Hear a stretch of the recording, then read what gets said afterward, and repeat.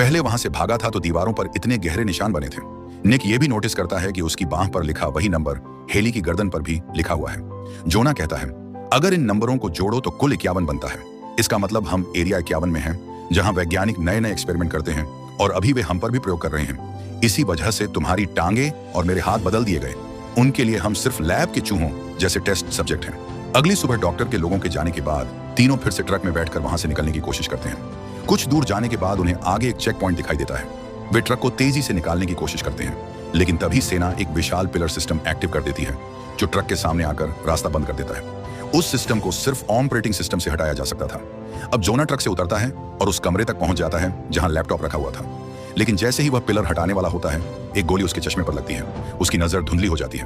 अब वह ना कोड डाल सकता था और ना ही सिस्टम हैक कर सकता था। मजबूर होकर वह वापस बाहर आ जाता है। इसके बाद वह अपने रोबोटिक हाथों की जबरदस्त ताकत का इस्तेमाल करता है और पूरे पिलर को तोड़कर चकनाचूर कर देता है। इस तरह निक और हेली वहां से भागने में कामयाब हो जाते हैं, लेकिन जोना पीछे रह जाता है। उसे कई गोलियां लग चुकी होती हैं। जोना की कुर्बानी देखकर निक और हेली दोनों की आंखों में आंसू आ जाते हैं। अब दोनों लगातार आगे बढ़ते रहते हैं और आखिरकार उनके सामने एक विशाल पुल दिखाई देता है। लेकिन उस पुल के ठीक बीचों बीच डॉक्टर खड़ा होता है। उनका ट्रक डॉक्टर तक पहुंच भी नहीं पाता कि तभी डॉक्टर के आदमी सड़क पर कुछ फेंक देते हैं, जिससे ट्रक के टायर फट जाते हैं और ट्रक पलट जाता है। हेली बुरी तरह घायल हो चुकी होती है और वह बेहोश हो जाती है। उसी समय एक हेलीकॉप्टर वहां आता है और हेली को अपने साथ ले जाता है।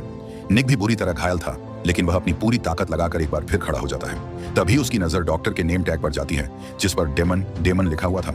असल में वह डेमन था, लेकिन जब निक उसे उल्टा पड़ता है तो उसे समझ आता है कि वह नोमैड बनता है। वही रहस्यमयी हैकर जिसने उन्हें मैसेज भेजे थे और उनके कॉलेज का सर्वर हैक करके उसका इल्जाम निक और उसके दोस्त पर डाल दिया था। अब डॉक्टर खुद सारी सच्चाई कबूल कर लेता है। वो कहता है, हाँ, तुम्हारे कॉलेज का सर्वर मैंने ही हैक किया था और उसका इल्जाम तुम दोनों पर लगाया था। हेली का सिस्टम भी हमने ही हैक किया और उसी के अकाउंट से तुम्हें मैसेज भेजे। हमने जानबूझकर तुम्हें उकसाया ताकि तुम आखिरकार हमारे पास पहुंच जाओ। आज तुम्हारे दोस्तों की जो हालत है उसके जिम्मेदार तुम खुद हो। इसके बाद वह असली सच बताता है। वह कहता है, हम इंसानों पर एलियन टेक्नोलॉजी का इस्तेमाल करते हैं। जितने भी लोगों पर हमने अब तक एक्सपेरिमेंट किए हैं, उनमें तुम सबसे बेहतरीन सब्जेक्ट हो। तुम्हारा शरीर और दिमाग इन रोबोटिक टांगों के साथ पूरी तरह एडजस्ट हो चुका है। इसका मतलब तुम हमारा सबसे सफल एक्सपेरिमेंट हो। यह सब सुनकर निक गुस्से से भर जाता है। वह अपनी रोबोटिक टांगों की ताकत का इस्तेमाल करते हुए पुल की तरफ अंदर से दौड़ने लगता है। उसकी स्पीड इतनी ज्यादा हो जाती है कि अचानक वह एक अदृश्य दीवार से टकरा जाता है।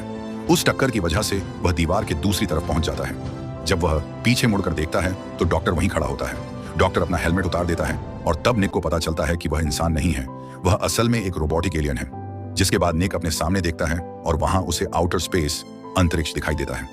उसी पल उसे समझ आता है कि वो पृथ्वी पर नहीं है, बल्कि एक एलियन स्पेसशिप के अंदर मौजूद है।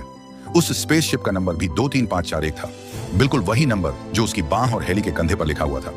इसका मतलब यह कभी भी एरिया 51 नहीं था। असल में यह रोबोटिक एलियंस का एक विशाल जहाज था और वे इंसानों पर अपनी टेक्नोलॉजी का परीक्षण कर रहे थे। इसी के साथ फिल्म की कहानी खत्म हो जाती है।